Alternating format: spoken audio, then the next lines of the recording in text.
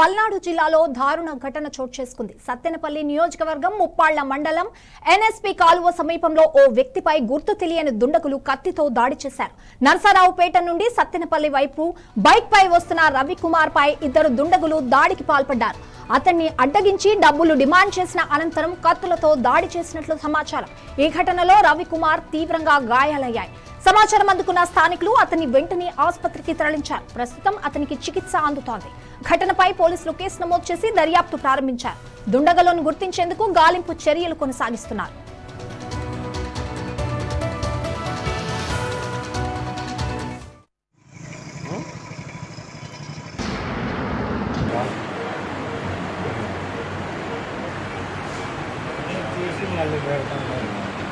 మొత్తానికి